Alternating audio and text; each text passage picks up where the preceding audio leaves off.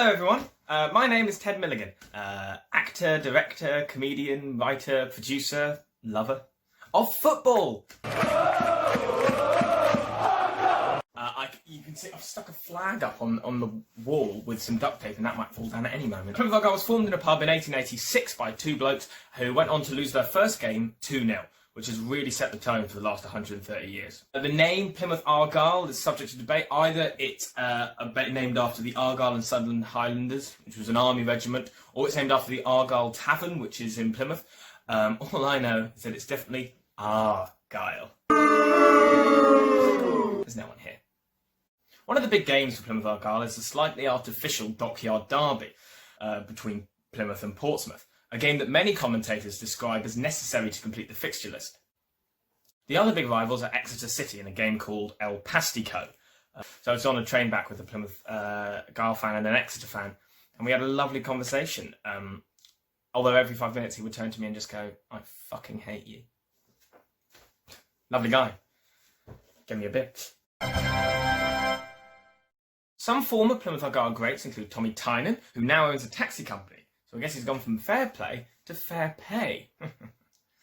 Romain Lavilleux, le keeper, a man who gave me his gloves at the end of the season. And I talk about this a lot, and maybe I'm boring, but I think it's so important that role models like that give you something. Or Kenny Cooper, a guy whose decision to try and play his way into the USA's 2010 World Cup squad at Plymouth Argyle was a complete disaster, and he was nicknamed the man with the great second touch. Say something, I'm giving up on you. There have also been some great managers, Neil Warnock, Tony Pulis, Ian Holloway, former England internationals as well, former England goalkeeper and owner of the world's worst Christmas tree, Peter Shilton, and also former England international and lover of garlic king prawns, Peter Reid.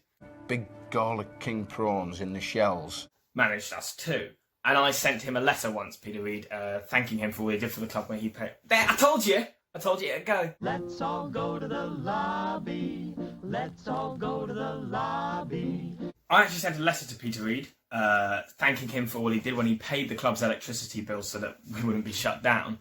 I also sent him a team sheet suggesting some players he might choose for a game that we ended up losing 3-0, and he didn't take any of my suggestions, but what do I know?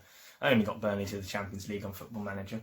Really, I've missed Plymouth Argyle since lockdown. I've missed the fans, the culture. It's just such a fun community. There were so many great fans I've met along the way. Like the fan I met who didn't know what a Freddo was and was so overjoyed when I told him that you could get a chocolate bar for 20p that he bought me 2 lamb pies. There was also a fan that after a match turned round to me after we'd won 2-0 and went, "Oh, well, greet thee. Oh, I'm going to go home and shag the wife." No.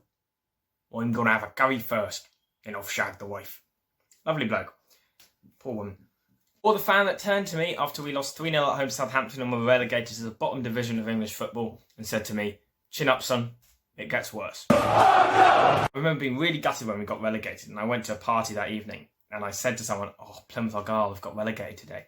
And they said, "Who are you?" There have been moments supporting Plymouth Argyle that rival the best sporting films. Chariots of Fire, Field of Dreams, or Air Bud World Pup have nothing on when 21 balls were lost during a game away at AFC Wimbledon throughout the course of the match. We were relegated. However, you can yourself recreate great Plymouth Argyle matches if you want. Go into your back garden and kick a ball over the fence repeatedly to get that real experience. Supposedly, we've just been promoted, so I think celebrations are in order. I'll have a party tonight. No, I'll have a curry first, possibly with some Garlic king prawns. Thanks, guys.